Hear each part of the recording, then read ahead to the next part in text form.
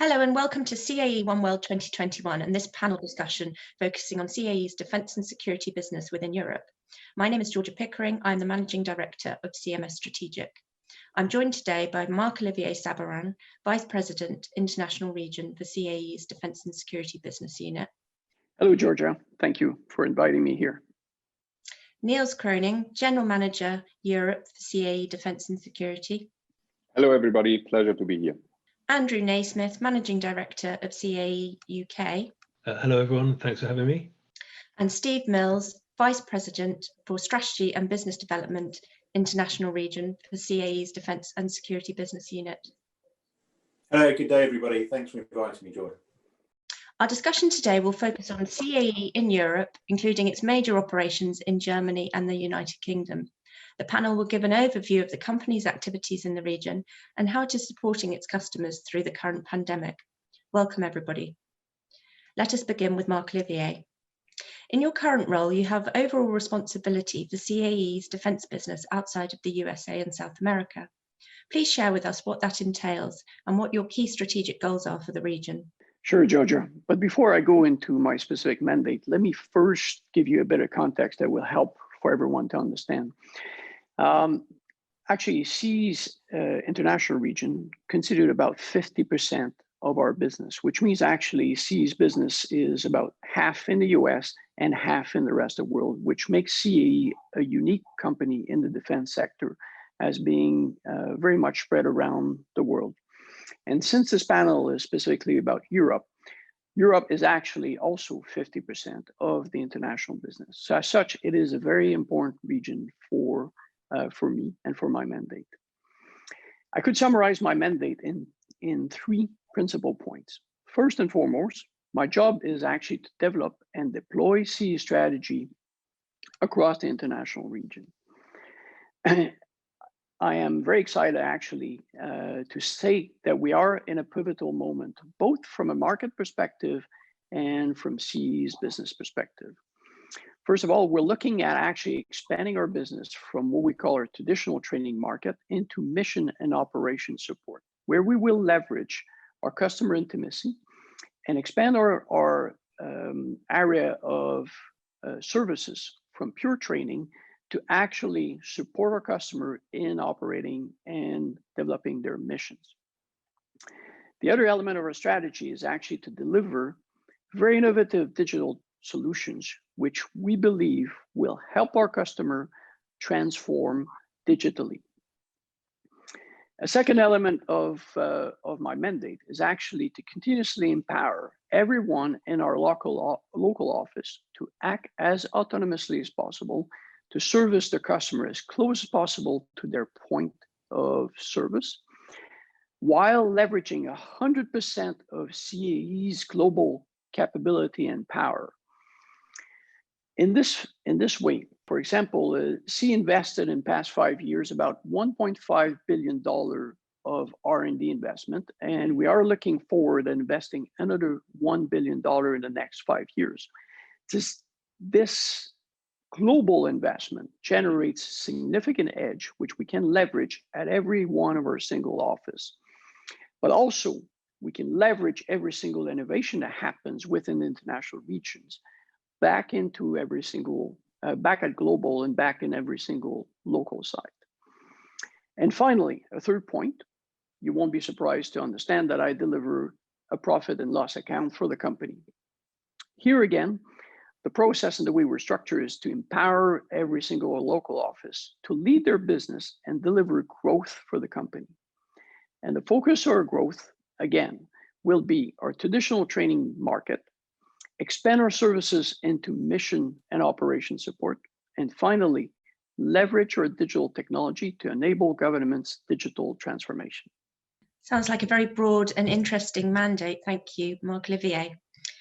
Niels, as General Manager of CAE's oldest business unit in Europe, could you give us or give the audience an overview of Germany's operations and perhaps a bit more detail on some of the programs you have currently underway?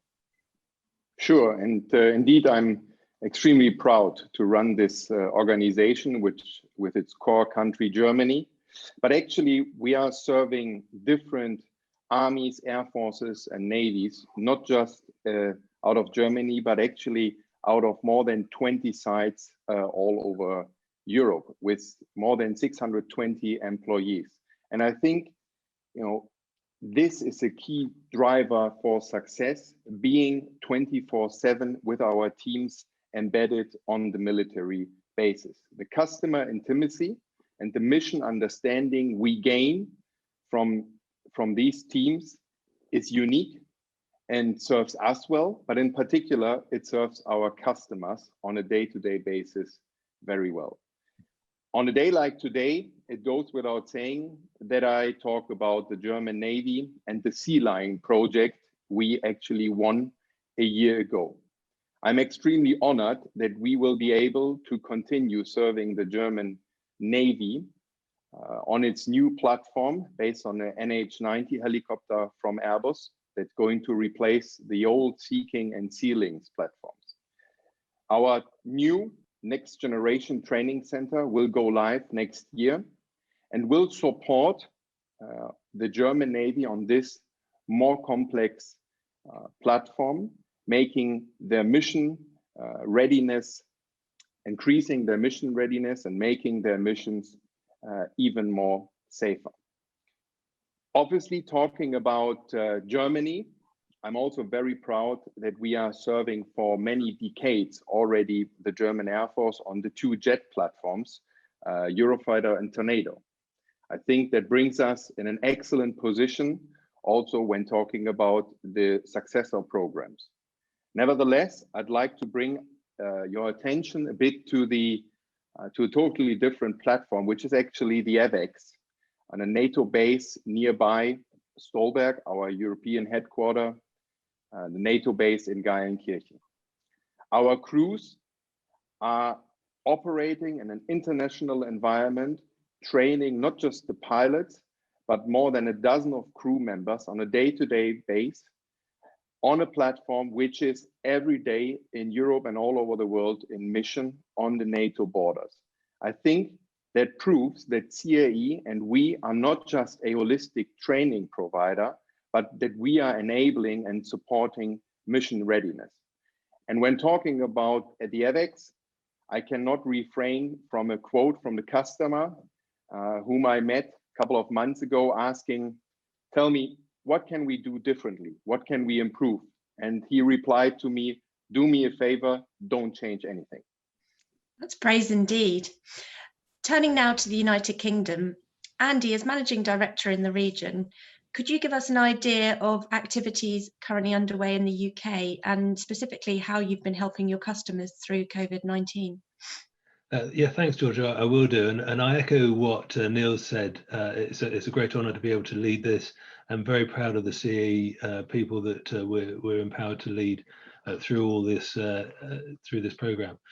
I can't mention the UK without, first of all, talking about our facility for the medium support helicopter at Royal Air Force Benson. I mention that because that's I will be able to illustrate the whole COVID process through there, but it also demonstrates just how much of a pioneer CAE is in the training business.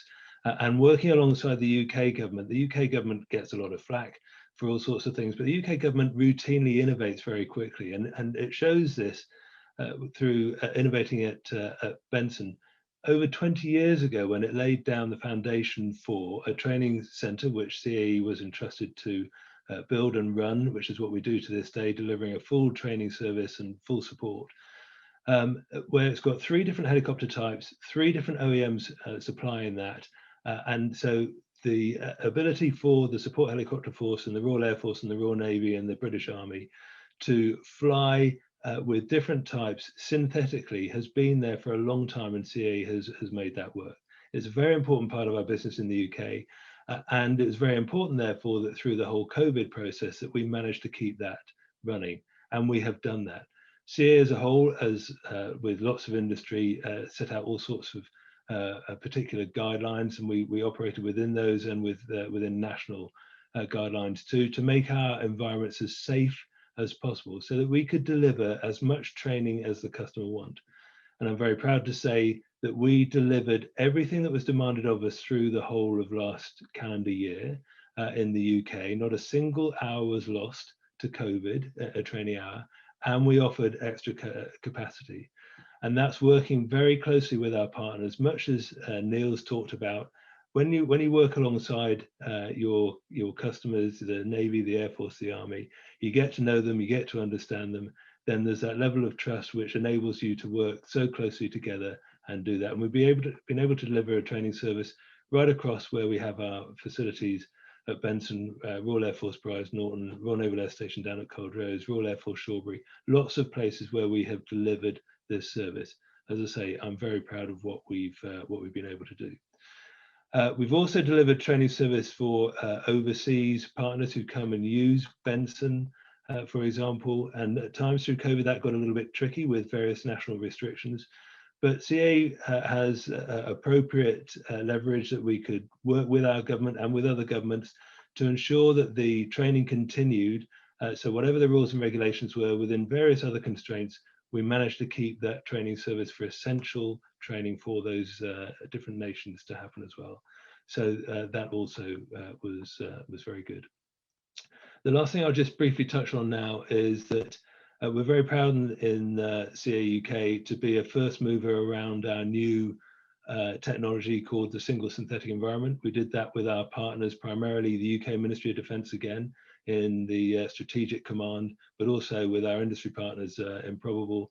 And so what we've been doing through the COVID process is to liaise with the government to see if there's something more that we can do in and around a single synthetic environment, so that it will enable the government to do its functioning better as well. So it's exciting times as ever in the UK, and it's been a challenging but ultimately very rewarding period over the last 12 months. That's fantastic achievements there, which you should be rightly proud. Niels, perhaps you could highlight some other CAE activities more broadly across Europe, perhaps touching on the Engineering Development Organization in Hungary. Oh, with pleasure. And I like in particular this Hungarian example.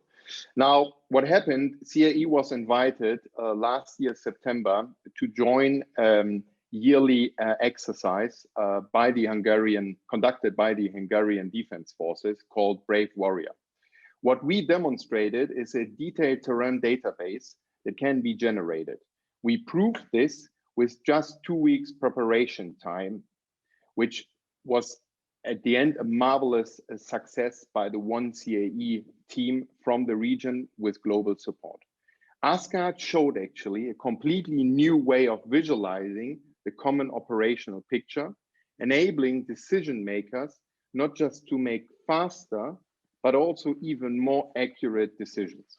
And again, the customer feedback coming from the armament director, but also from the chief of the Air Force, as well as from the chief of the Army, is excellent. And they were deeply impressed, having seen exactly what they expected, in particular, as said again, with this short preparation time.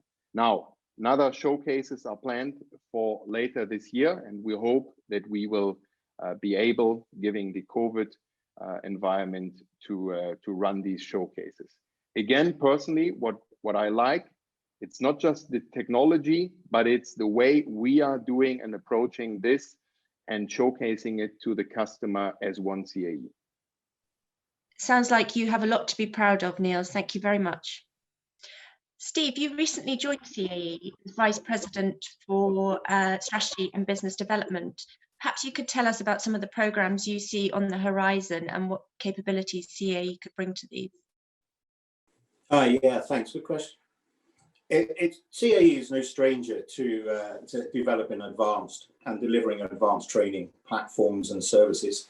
Now, this is either to our growing user community or indeed to our global partners. As our partners are investing in their ability to innovate in platforms, so is CAE, making sure that we can meet their expectations the way that we provide the training services. I think from CAE, you're going to be able to see a step change in the way that we address all aspects of our flight training operations.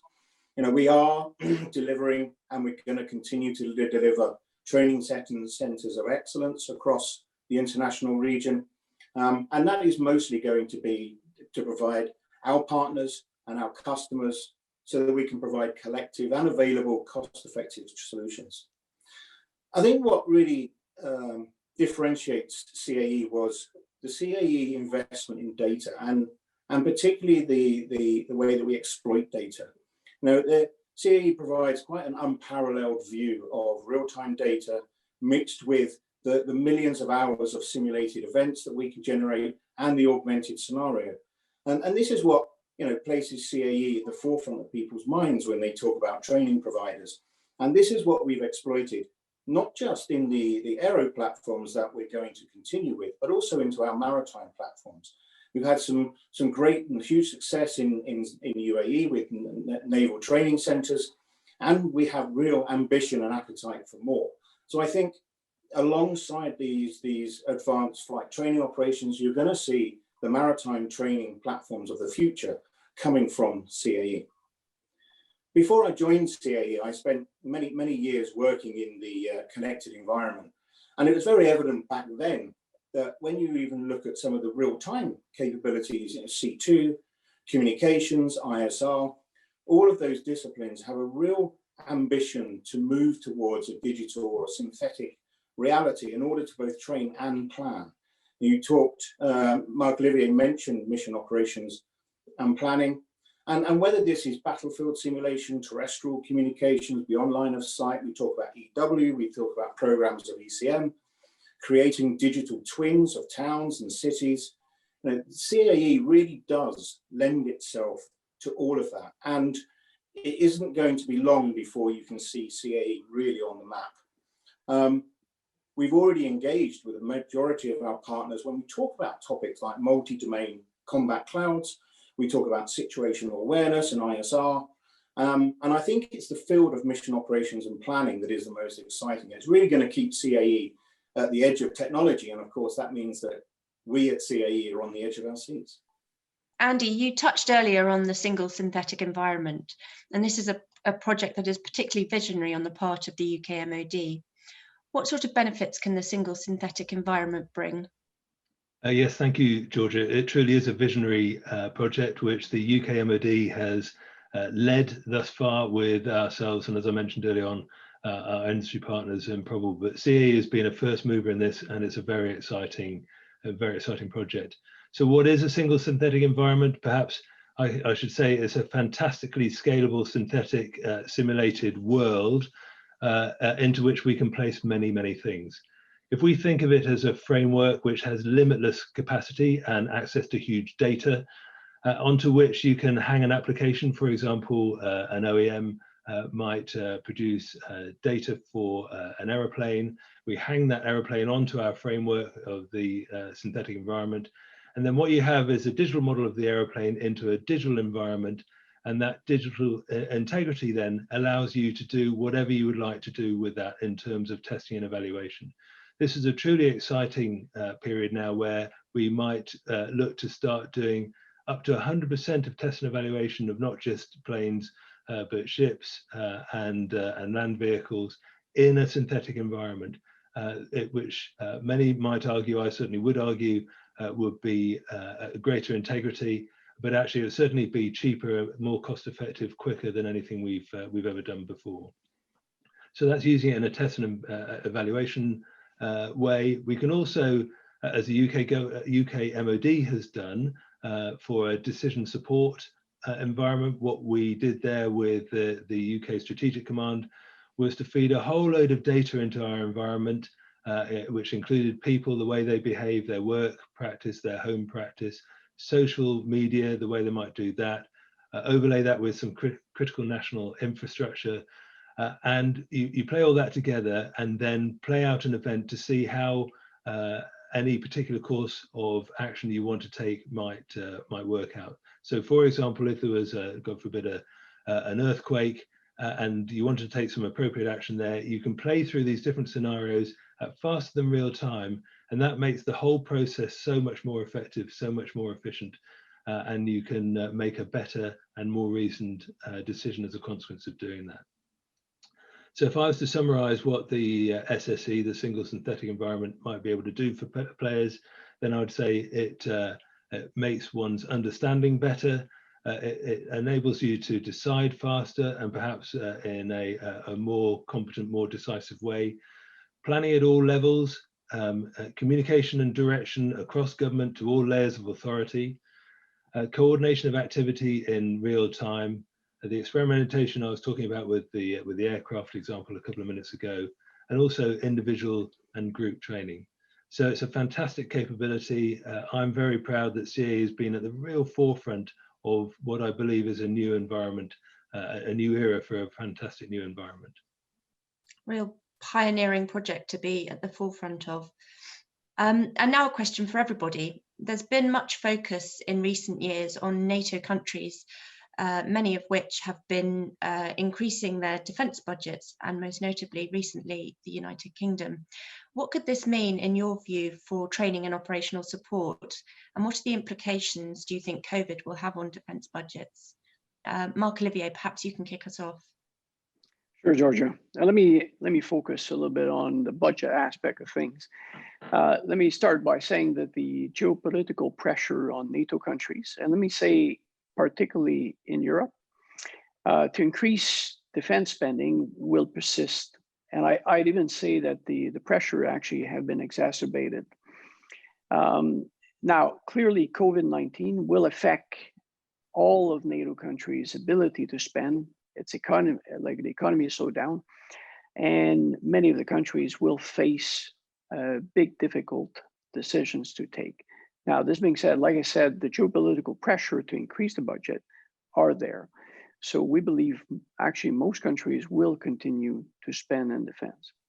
Now, all this being said, CAE actually, we believe we are very well positioned, particularly when we consider our digital offering, to provide solutions that will increase government's capabilities and readiness for action at a lower cost and faster speed. So we look forward in June at the edge of our seat to see what's going to happen this year particularly. Steve, do you agree? Yeah, I think Marc-Olivier is hit the nail on the head regarding budgets. But you also talked about NATO as a body itself. And I think NATO is very aware, as well as the EU and the EDA, that to bring nations together into a collective buying pattern actually helps them with their budget, as well as their national requirement. And CAE is now very, very well rehearsed in helping with these centres of excellence that NATO could very well exploit to bring a lot of member nations together, particularly those in NATO and the EU, so that they can all join that collective power. And I think, you know, we've done that very successfully, and I know that we want to continue that. And I think NATO is the perfect place for us to continue. Andy, what are your thoughts? Well, I agree with my colleagues. You wouldn't be surprised to hear. I think you talked about the budgetary potential constraints, and Marc-Olivier mentioned that as well. I think what that's doing as well is focusing those governments in certain areas. And if I come back to, if I can say I have my level of expertise is in the UK, on the UK, then what they've said is that they'll provide this extra £16.5 billion sterling to over and on top of the defence budget for the first 4 years, but that will be focused in certain areas, and that's focused in space, in communications, in digital, in cyber, and digital is what we've been talking about through this discussion, particularly, and so as Steve says, we believe that we're in a good position to help governments to make that focus. And then if you're doing that with individual governments with whom we have a good relationship already, then that will play absolutely to the NATO card as NATO tries to move on and understand that actually now the threat has evolved all the way through its history. It continues to evolve now. People are now talking about greater state-on-state issues. Well, what we can do through our digital offering is to help ready NATO for anything that comes its way. So I think we're very well placed at CAE. And Niels, what's the perspective from Germany? Well, I mean, I think it's obvious that COVID will cause pressure on the budgets. In Germany, we'll also see federal elections in September, and I'll expect a review of the entire budget, but not just the DNS budget following this election. Still, and it was said already, the geopolitical situation will require at least to maintain, if not even to increase the DNS budget, as Germany did over the last couple of years, and actually also with a 10 billion extra budget for last year and this year out of the overall COVID extra money spent. Now, in addition, ever since I joined CAE 2 years ago, I said we as CAE don't have to be afraid, even if there is a DNS cut on the budgets, because we have the solutions and the products to exactly tackle cost pressure and staff shortage on customer side. So whatever comes, I think we have it in our hands to have a bright future. Marc-Olivier, before we close out the discussion today, I've got one final question for you. Digital technologies are helping nations deal with all types of complexities and challenges, and certainly COVID-19 is at front of mind. How do you see digital innovation transforming the way military forces around the world are preparing for their missions? Georgia, I think it's fair to say that military operations are actually at an inflection point. This digital technology, in fact, many combined with a few other disruptive defense technologies, and the rise of new geopolitical tensions are actually putting massive pressure on defense forces and governments to transform and be ready. All of which will actually require innovative thinking and speed. With our recent $1.5 billion investment in R&D and our planned $1 billion for the next 5 years, CAE actually believe will be best positioned to support defense forces transformation. Could you please give us a specific example of where CAE is going to invest this money and how this is going to support the defense forces in the future? Yeah, sure, Georgia. So whether it's in our traditional training business, where CAE will actually leverage new immersive technology, AI, and combine with cloud computing power, we will be able to improve the training process, to accelerate it, shorten it, and finally disseminate training in a more widely attainable level. And finally, as Andy mentioned, exciting investment into our synthetic environment will enable things like SSE, which actually enables government to take their decision support system into an immersive environment and therefore accelerate not only their decisions, accelerate their mission preparations, but actually accelerate the entire transformation process that the digitalization itself will cause upon them. So again, I think CAE is very well positioned for this. I think the technology we'll bring to the table will be very exciting and enabling for governments. Thank you, Georgia. And thank you for that insight. A big thank you to Niels, Andy and Steve for giving us such a detailed view of CAE's European operations, as well as Marc-Olivier too. And it's really interesting to hear about how the company has been supporting its customers through the pandemic and will be in the coming years. Thank you to you, our guests, for joining us at CAE OneWorld 2021. Goodbye, everybody. Thank you, Georgia. Goodbye. Thanks, Georgia. Thank you, everybody. Goodbye. Thanks, Georgia. Thanks, everybody. Good day.